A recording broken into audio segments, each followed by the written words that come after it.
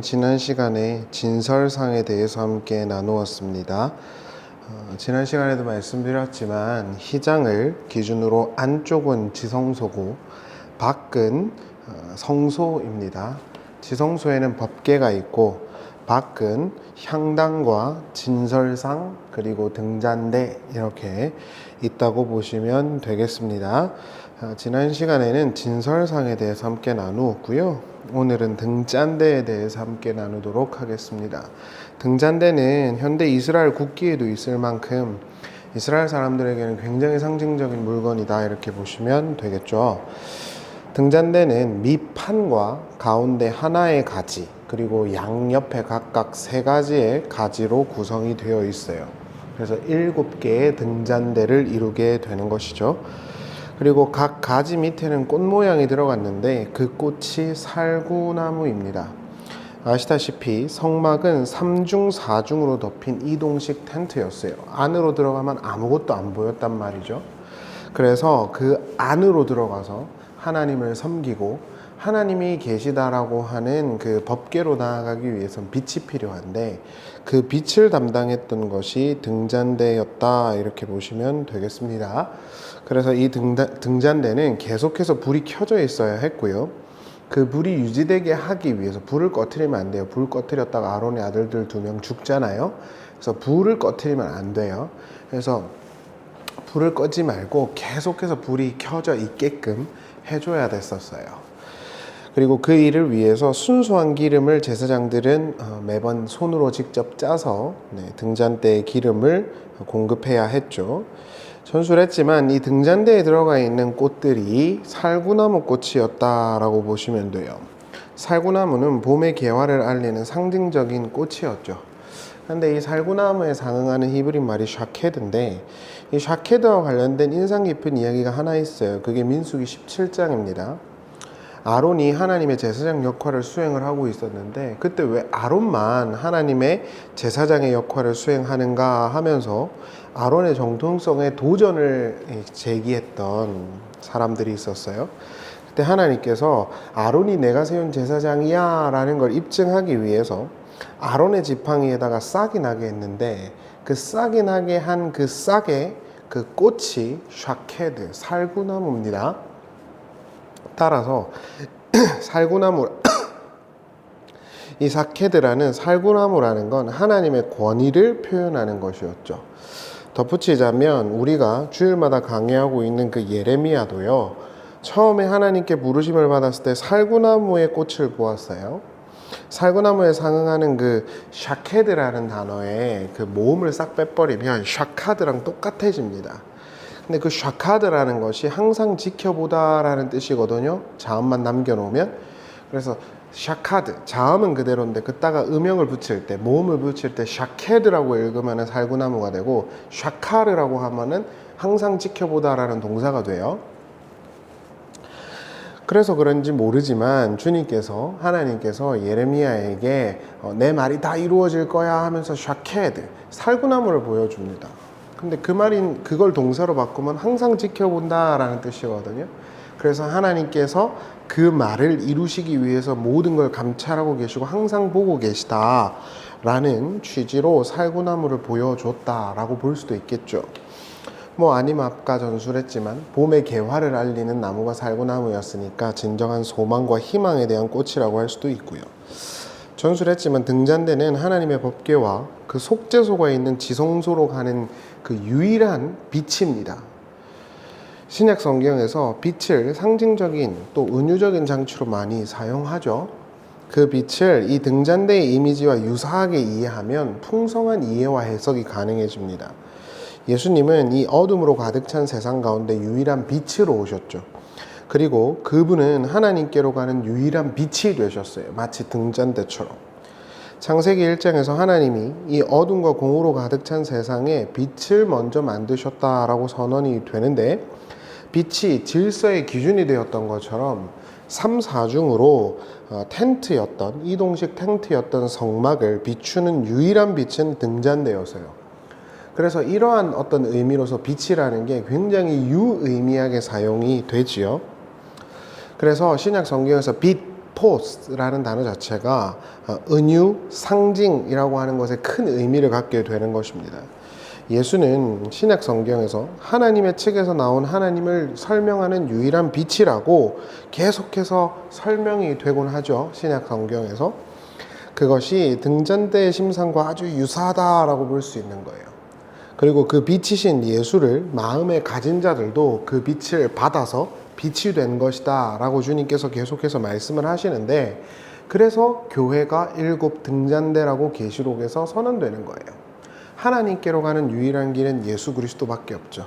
근데 그 예수라는 빛을 담고 담아서 살아가는 자들이 있죠. 그게 교회죠. 그래서 빛을 담고 있는 자 7 등잔대. 그래서 교회로 은유가 된 거예요. 이런 의도에서 예수님의 선언이 굉장히 유의미하죠. 마태복음 5장 16절에 보면 예수님은 예수의 제자들이 세상의 빛과 소금이라고 말을 하시죠. 그때 등불에 관한 은유적 표현이 등장하는데 그 등불이 룽리아예요. 근데 그게 등잔대랑 똑같은 단어예요. 7 등잔대는 하나님의 임재와 하나님의 영광을 은유하는 것임과 동시에 하나님께로 나아가는 유일한 지침이 되는 것이었어요. 그리고 그러한 상징적인 의미가 무엇이었는지를 신약교회에서는 예수를 주님으로 고백하는 교회 공동체다라고, 그걸 은유한다라고 해석을 해준 것이죠. 이는 교회의 하나님의 영광이 지금도 함께 하고 있으며 임재하시고 있다는 선언과 동시에 교회가 하나님을 알리는 유일한 공동체라는 것을 보여주는 거예요. 전술했지만 등잔대는 항상 순수한 기름으로 계속 공급이 됐었어야 했어요. 이 빛이 꺼지고 나면 그것은 하나님의 임재와 영광이 사라진 것을 의미했기 때문에 제사장들은 반드시 순수하게 올리브유로 기름을 짜서 갖다 공급을 했었어야 했어요. 그래서 신약의 성막의 등잔대라고 은유되고 있는 교회 공동체는 진리의 하나님께 대한 배움과 연구를 꾸준히 하면서 하나님을 알리고 배워야 해요. 그게 교회가 해야 되는 의무인 겁니다. 그 일을 하지 않으면 빛이 꺼져버려요. 그런데 그 등잔대의 빛이 꺼져버린다면 그건 의미 없죠. 그래서 등대를 뽑아버려야 하지 않겠습니까?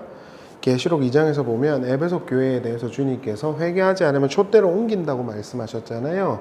왜 촛대로 옮긴다고 말했을까요? 계시록 강해를 보시면 알겠지만 에베소 교회가 처음 사랑을 버렸거든요. 근데 거기서 나오는 처음 사랑이라는 건 결국에 궁극적으로 교회의 근본적인 목적, 하나님을 알리고 하나님의 진리의 빛을 전달하는 것에 있어서 그들이 뭔가를 못하고 있었다는 걸 함의하는 거죠. 열심히 교리적으로나 신학적으로 자기들이 뭔가를 하고 있었어요.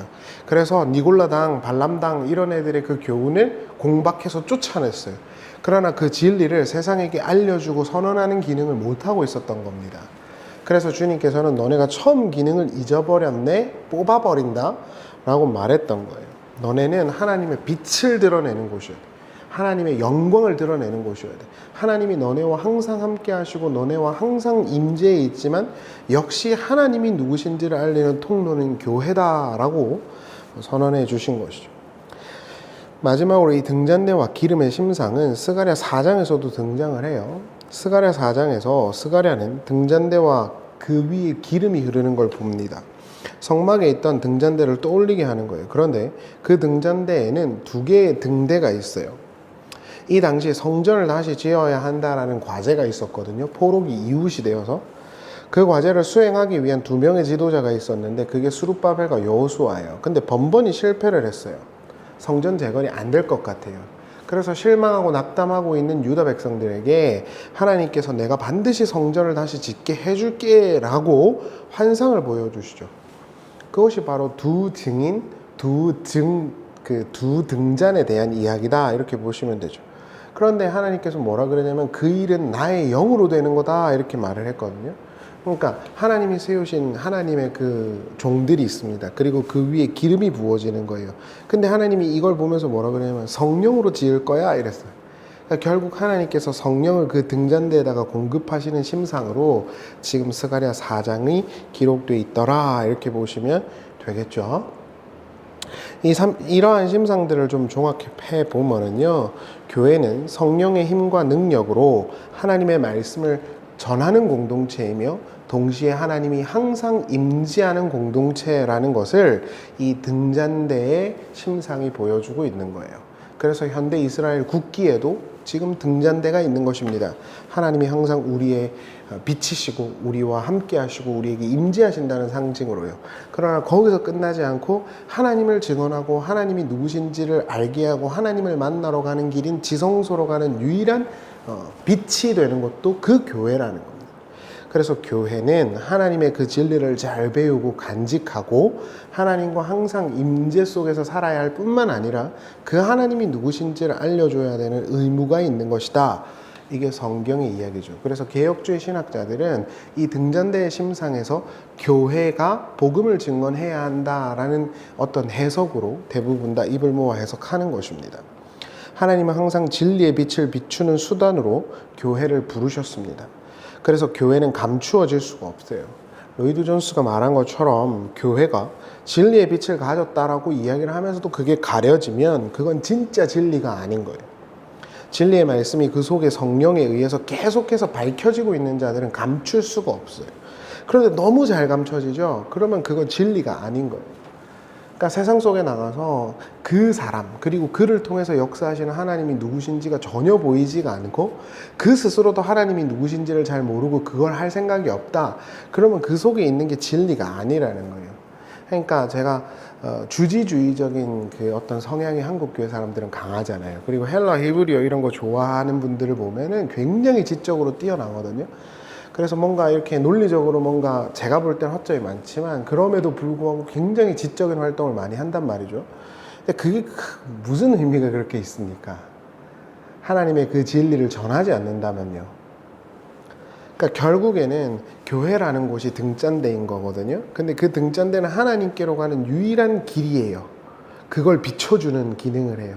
그리고 하나님께서 너희와 항상 임재한다는 의미로 그 위에다가 불을 계속해서 밝혀놨단 말이죠. 그래서 교회라는 공동체는 두 가지로 이 심상에서 정의가 될 수 있는 거예요. 첫 번째는 하나님께서 끊임없이 성령을 통해서 그들과 교제하시고 임재하고 계신다. 두 번째는 그 하나님께로 가는 길을 그들이 계속해서 비춰줘야 된다. 그래서 여러분 진리를 알고 성경을 알고 하나님 말씀을 더 깨달으면 깨달을수록 그걸 전하지가 않을 수가 없는 거예요. 그게 감춰지면은 안 된다고요. 사도 바울이 그러잖아요. 내가 복음을 전하지 않으면 저주를 받을 거라고. 예레미야 20장에서 그러죠. 내가 하나님께 속아서 다시는 하나님 말 안 할 거예요라고 하면 내 속에서 불이 붙는 것 같아서 견딜 수가 없다. 그게 진리의 말씀을 가진 등잔대들의 삶인 것입니다. 말씀을 마치겠습니다. 등잔대는 하나님께로 가는 유일한 통로입니다. 또한 동시에 이스라엘 백성들과 하나님이 항상 함께 하신다는 상징으로 항상 불이 켜져 있었습니다. 결국 그것은 교회라는 공동체에 대한 예언과 이해로 확장되었죠. 우리와 하나님이 항상 함께 하십니다. 또한 우리는 하나님이 누구신지를 전해야 하는 의무가 있는 것입니다. 하나님의 그 진리를 알면 알수록 그걸 감출 수가 없어질 겁니다. 그러한 삶을 잘 살고 있는지 한번 잘 되돌아보시기를 또 되돌아보기를 함께 바랍니다. 감사합니다.